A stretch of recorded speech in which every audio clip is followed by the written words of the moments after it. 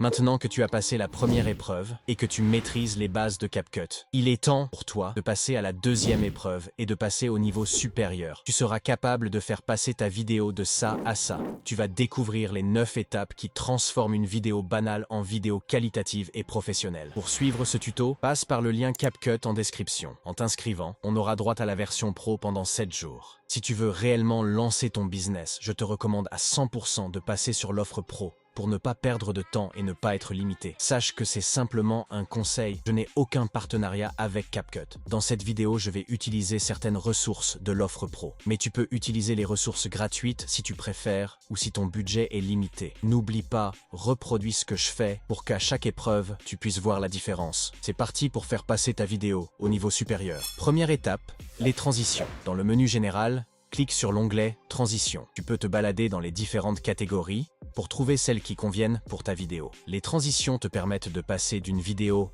ou d'une image à une autre en te permettant de créer un lien entre les deux. Elles sont importantes pour la cohérence de ta vidéo et permet à ton spectateur de mieux la comprendre. Grâce à CapCut, il te suffit d'un clic pour avoir une transition super stylée. Le plus dur va être de choisir celle que tu veux. Comment choisir la bonne transition? C'est simplement une question de bon sens. Si tu parles d'une histoire avec une référence chronologique, une transition vers la gauche sera le plus pertinent pour comprendre qu'on avance dans le temps. Si tu confrontes deux choses, des transitions de tremblement créeront une meilleure immersion dans ta vidéo. Si tu passes d'un chapitre à l'autre, prends simplement une transition qui te plaît, mais n'hésite pas à jouer avec les mots. Si tu parles de piratage informatique, mets une transition glitch. Plus tu auras de transitions, et plus ta vidéo sera captivante. Par contre, tu dois faire attention à une chose. Ne mélange pas tes transitions.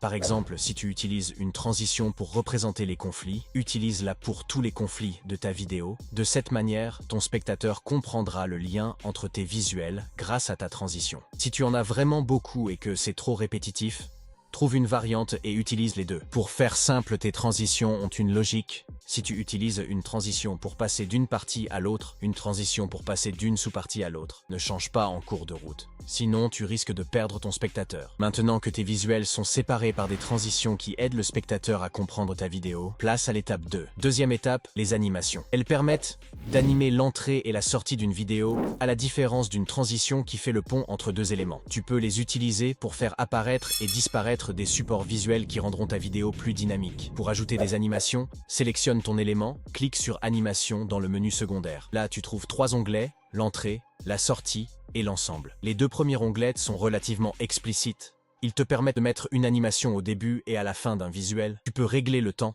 grâce à la barre qu'on trouve en bas. L'onglet Ensemble, lui, permet de créer un effet de mouvement continu. Tu peux t'en servir pour les éléments visuels de ton histoire, qui n'ont pas besoin d'être stables pour être compris ou lus par ton spectateur. Faites attention, il est tout à fait possible de mettre une animation d'entrée, de sortie, d'ensemble, et une transition sur le même élément. Alors fais en sorte de garder le plus pertinent et le plus agréable à l'œil. Maintenant que tes animations sont bien placées, tu vas passer à une étape importante pour captiver tes spectateurs. Troisième étape, les effets visuels. Pour ajouter des effets visuels, tu vas dans l'onglet principal, puis tu cliques sur Effets. Tu as la possibilité de mettre en favori ceux que tu préfères pour les retrouver facilement dans l'onglet Favoris, qui se crée automatiquement. Les effets vont te permettre de créer une immersion dans ta vidéo. Par exemple, créer un effet rétro, créer des effets de matrice, des flammes, des étincelles et beaucoup d'autres effets. Ton but est d'écouter la voix off et de permettre à ton spectateur de complètement plonger dans ton histoire grâce aux effets liés à ta vidéo. Comment fonctionnent les effets? Tu peux les ajouter sur ta timeline et l'effet s'appliquera à tous les éléments de la vidéo. Si tu veux l'appliquer à un seul élément, il faut que tu le fasses glisser sur l'élément spécifique. Ensuite, tu pourras également gérer la durée de l'effet, en cliquant sur le nom de l'effet en haut de ton élément pour le modifier ou le supprimer. Selon les effets, tu as plus ou moins de réglages disponibles dans le menu secondaire. L'option que j'utilise le plus souvent, c'est la force de l'effet pour qu'on le voit moins. Je te laisse faire tes tests et ajuster comme tu le souhaites. Là, ta vidéo commence à devenir vraiment captivante, mais il te reste encore 5 étapes à découvrir pour qu'elle devienne vraiment exceptionnelle. Si tu apprécies mon contenu et que tu y trouves de la valeur, je te laisse t'abonner, mettre un j'aime et un commentaire pour que je puisse continuer à créer des contenus de qualité. Quatrième étape, les effets sonores. Une vidéo a la capacité de capter 2 des 5 sens de l'homme. la vue et l'ouïe. L'aspect visuel de ta vidéo commence à être suffisamment riche pour captiver la vue de ton spectateur. En revanche, tu es en train de créer un très gros contraste avec son ouïe. C'est à ce moment précis que les effets sonores entrent en jeu. Ton objectif est de nourrir ta vidéo avec des sons pour la rendre plus vivante. Que ce soit des effets d'apparition, de disparition ou des effets d'ambiance tels que de la pluie, du feu, du vent, des épées ou des instruments. CapCut propose des effets sonores. Pour les utiliser, rends-toi dans le menu principal, puis clique sur Son, puis sur Effets sonores. Certains sont bien, mais je trouve que la bibliothèque de sons n'est pas suffisamment complète. Si tu es de mon avis, voici une deuxième technique pour trouver des effets sonores. Rends-toi sur Pixabay, le lien est en description. Puis crée-toi un compte gratuitement. Sur la partie droite de la barre de recherche, clique sur Effets sonores. Tu auras accès à plus de 80 000 effets sonores libres de droit. Je te laisse faire ta recherche, télécharger ceux que tu aimes bien et les importer dans ton projet comme on l'a fait dans la première épreuve. Pense à régler le volume de tes effets sonores pour qu'ils ne prennent pas le dessus sur ta voix off. Maintenant que ta vidéo est riche en effets visuels et sonores, je vais te montrer des techniques d'un professionnel pour que tu puisses libérer ta créativité. Cinquième étape. Créer des zooms et des déplacements. On appelle ça les keyframes. Pour comprendre, voici un exemple. Je vais créer une stabilisation, un zoom, une stabilisation, puis un du zoom. Pour faire ça, tu sélectionnes ton élément, tu te places au début. Ensuite, tu places ton élément au bon endroit et à la taille que tu veux. Puis, dans le panneau secondaire, tu sélectionnes cette option dans position et taille. Ensuite, tu déplaces ton curseur là où tu veux que ton élément change et tu le positionnes à sa nouvelle place et sa nouvelle taille, ce qui donne ce résultat. Sauf que j'ai dit que je voulais stabiliser dans un premier temps, alors que là j'ai un long zoom. Pour ça, il te suffit de placer une autre clé au moment où tu veux que ton zoom commence. L'espacement entre les deux clés va te permettre de gérer la vitesse de ton zoom.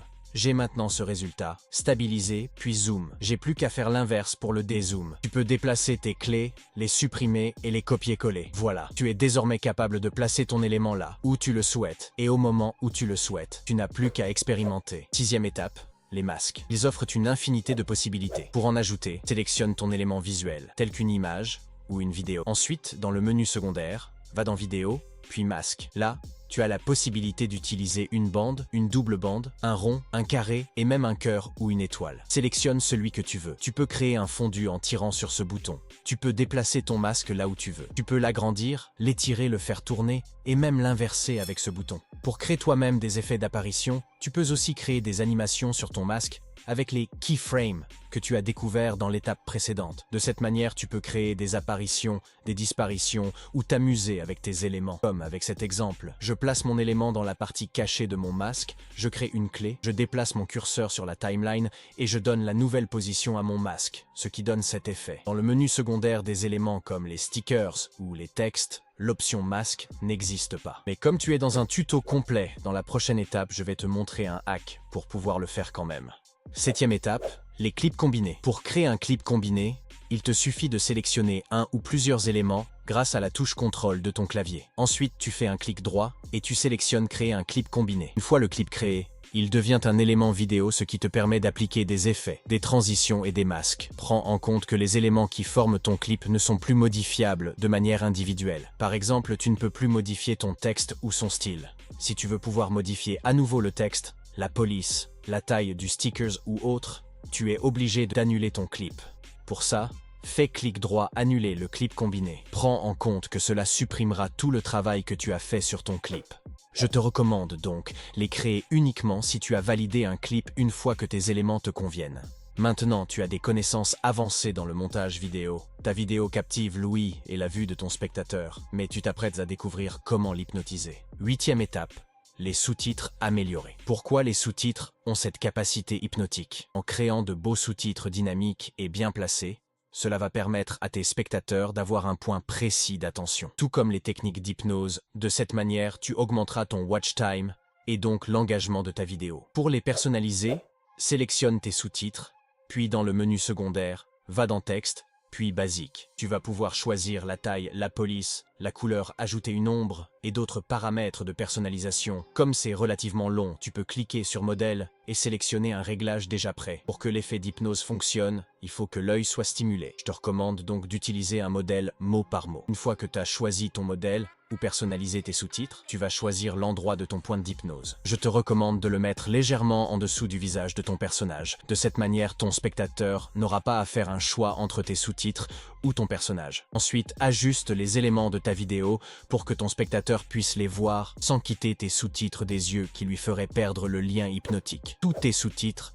doivent être au même endroit. Ne place pas tes sous-titres en fonction de ton contenu, mais place ton contenu en fonction de tes sous-titres. Avant de te montrer le résultat, j'ai besoin de ton avis dans l'espace commentaire, qu'il soit positif ou négatif, pour que je puisse continuer à te donner de la valeur et à te proposer du contenu de qualité. Voici le résultat de ma vidéo à la fin de la deuxième épreuve. Normalement, ta vidéo est bien plus dynamique, captivante et professionnelle que la première que tu as exportée. Alors, félicitations, tu viens de terminer la deuxième épreuve. Et c'est exactement à ce moment-là que tous les autres tutos complets CapCut s'arrêtent. Tu maîtrises les bases et les fonctions avancées. Ta vidéo est qualitative et elle ressemble au contenu qui perce sur les réseaux. Mais tu vas la poster et découvrir qu'elle ne fait pas beaucoup de vues. Tu vas te demander ce que tu as mal fait, chercher pourquoi elle ne perce pas, et peut-être même te décourager. La vérité, c'est qu'il te manque encore l'épreuve la plus importante de ce business, les clés de la viralité. Normalement, c'est à ce moment-là que tu comprends que tu dois t'abonner. Merci pour ton soutien. Maintenant que c'est fait, accroche-toi pour la troisième et dernière épreuve.